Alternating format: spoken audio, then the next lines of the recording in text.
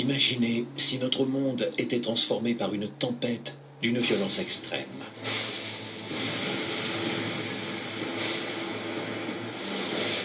Un déluge planétaire où des torrents déferleraient entre les gratte-ciels de New York.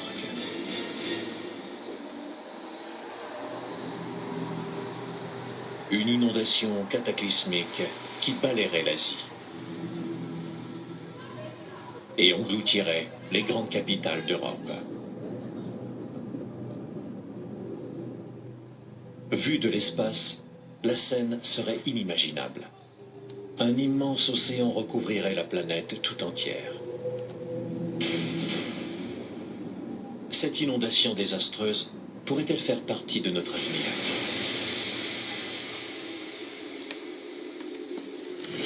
Vous avez vu? Les pages de la Bible relatent de nombreuses catastrophes.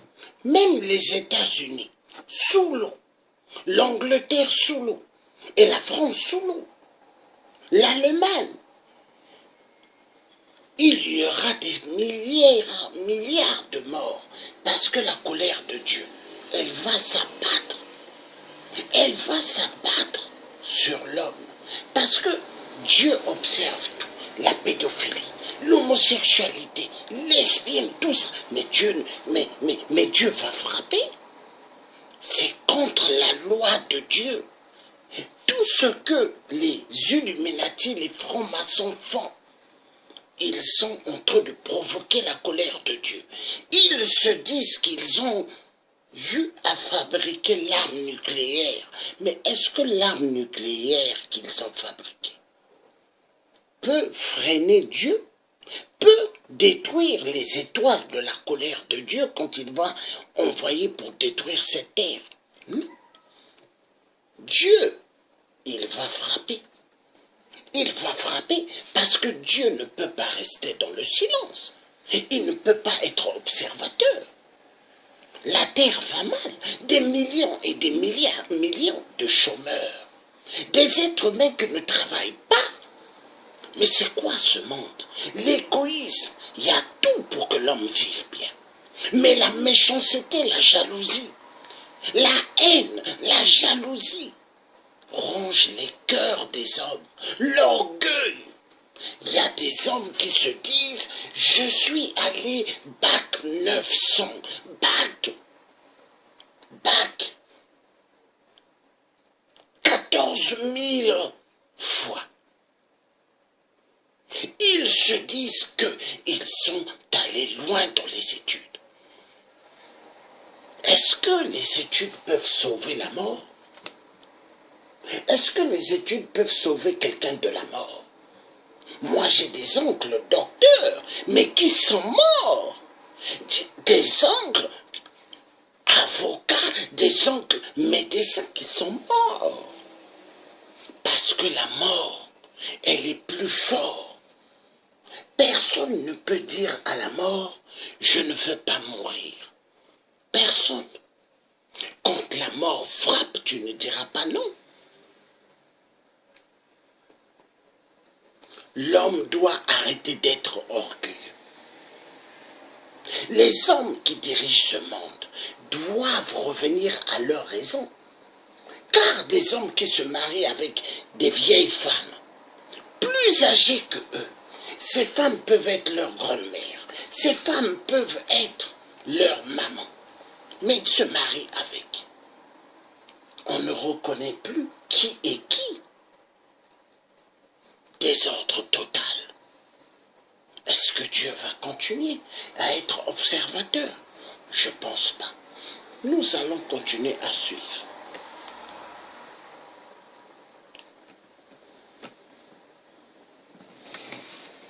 En y regardant de plus près, on constate que plusieurs désastres naturels auraient pu inspirer ces récits. Et que certains pourraient nous menacer encore aujourd'hui. La question est de savoir s'ils peuvent se reproduire et à quel moment.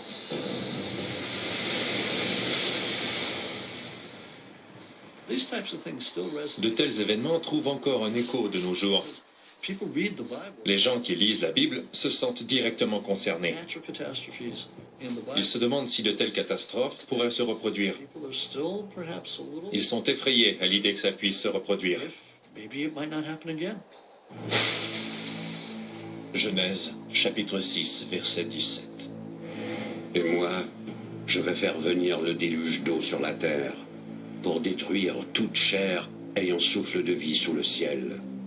Tout ce qui est sur la terre périra.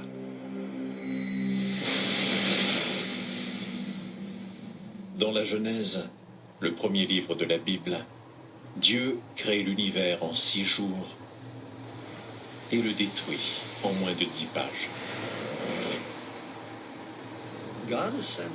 Dieu envoie des inondations pour punir les hommes parce qu'ils sont devenus corrompus et méchants. Il recommence à zéro, en quelque sorte. Il veut les faire disparaître.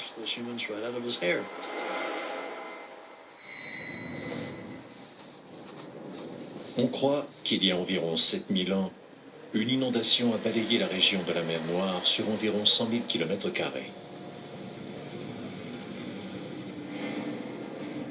Cet événement a-t-il pu inspirer le récit du déluge envoyé par Dieu? La mer Noire est au nord de la Turquie. Elle est reliée à la Méditerranée par un détroit appelé le Bosphore. En 1998, 2 géologues ont émis une hypothèse selon laquelle ce détroit n'a pas toujours existé. Selon cette hypothèse, les eaux de la Méditerranée ont envahi brutalement le bassin de la mer Noire il y a environ 8000 ans. Quand le barrage naturel au Bosphore a finalement cédé, l'eau des océans du monde entier s'est écoulée dans le bassin de la mer Noire. Les auteurs de cette hypothèse, connue sous le nom de déluge de la mer Noire, croient qu'un volume phénoménal d'eau salée provenant de la Méditerranée s'est déversé dans la mer Noire avec des conséquences désastreuses. Pour la population du bassin de la mer Noire, cette catastrophe ne pouvait être interprétée que comme un signe de la colère divine. Ça aurait ressemblé aux chutes Niagara, mais en 20 fois plus puissant, compte tenu du volume d'eau qui devait s'écouler dans cette région pour remplir le bassin.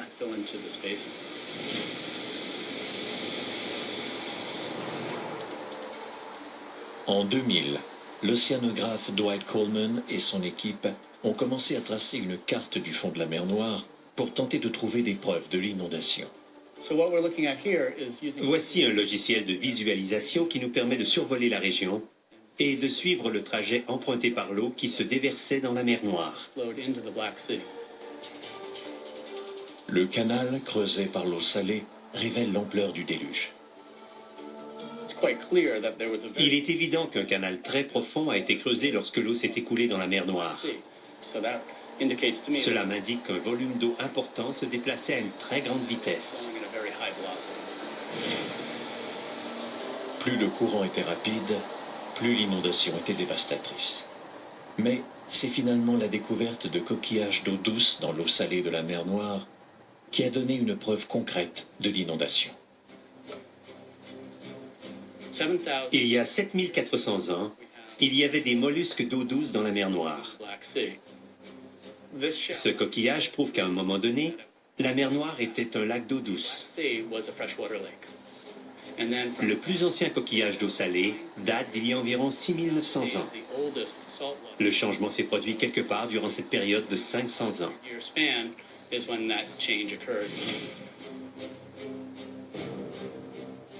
Cet événement cataclysmique a changé à jamais le paysage. Aujourd'hui, il intéresse la science. À l'époque, il était terrifiant. On croit qu'il y avait peut-être des milliers de personnes qui vivaient à proximité de la mer Noire à l'époque de l'inondation. Elles ont toutes été déplacées. Pour les agriculteurs qui vivaient Voilà. près des berges de la mer Noire avant cet événement, Donc je veux prendre fin de ce direct.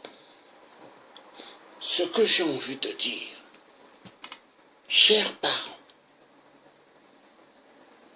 pères, tous debout pour défendre les enfants. Mères, toutes debout pour défendre nos enfants.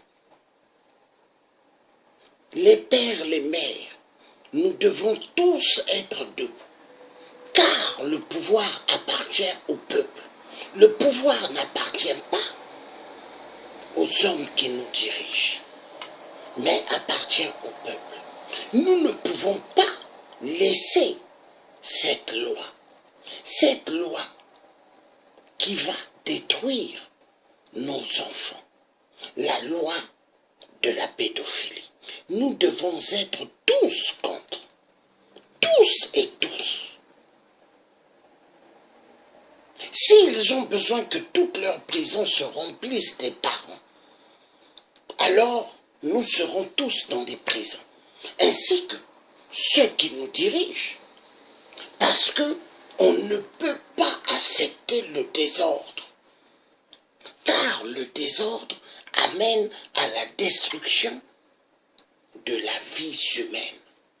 Le désordre amène à la destruction de chaque être humain. Il est temps que les individus ouvrent les yeux grandement pour défendre les enfants. Il y a des gens qui ne croient pas à Dieu, mais je dirais à ces gens-là, donnez votre cœur à Dieu, car c'est Dieu qui vous a créé. Même vous dites sur terre, Dieu n'existe pas. Mais le jour, il vous arrivera quelque chose de terrible. Ce jour-là, vous reconnaîtrez qui est Dieu. Parce que tous ceux qui se disent qu'ils n'ont pas besoin de Dieu, vous avez besoin de Dieu. Parce que Dieu ne vient pas vers l'être humain, mais c'est l'être humain qui va toujours vers Dieu. La vérité doit être dite, parce que l'être humain sur terre, il croit qu'il est patron de sa vie. Grandement faux. Chaque être humain doit mettre réellement leur réflexion pour savoir qu'est-ce qui anime leur corps. Dans le corps de l'être humain, il y a quelque chose qui bat. Que l'être humain prenne sa main et le met à côté. Et ils vont entendre quelque chose qui bat. Et ce truc qui bat, c'est quoi? Le cœur humain. Le cœur, il bat.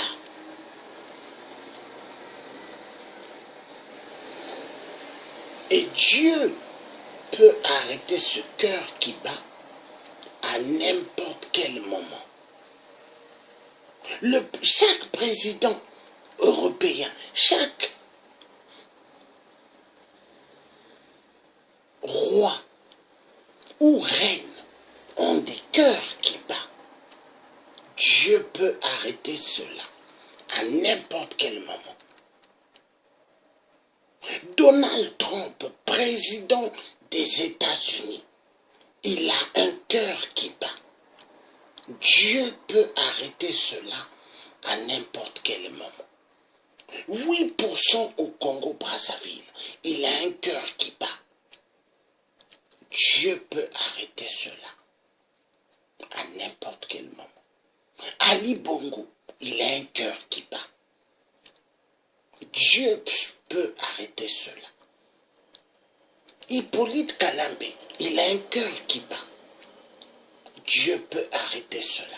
Les faux pasteurs dans le monde qui aiment les 4x4, qui aiment les jets privés, ils ont un cœur qui bat. Dieu peut arrêter cela. Alassane Ouattara, il a un cœur qui bat. Dieu peut arrêter cela. Ceux qui aiment ouvrir les tapis et faire des prières à la Wapa et qui font hyperement du mal sur terre, Dieu peut arrêter le cœur qui bat en eux à n'importe quel moment. Les féticheurs, les féticheuses, ils ont un cœur qui bat. Dieu peut arrêter cela. La vérité doit être dite. Le boulanger, le pâtissier, les cuisiniers dans des restaurants, Ils ont un cœur qui bat. Dieu peut arrêter cela à n'importe quel moment. Les maîtresses, les maîtres, ils ont un cœur qui bat. Dieu peut arrêter cela. Les journalistes, ils ont un cœur. Donc ce qui veut dire tout être humain qui respire, tout être humain a un cœur. Dieu peut arrêter cela. Donc moi ce que je dirais, tous debout pour dire non à la loi bidon qui est contre nos enfants. Nous allons écouter une chanson de Dieu et après je vais clôturer cette vidéo, ce direct.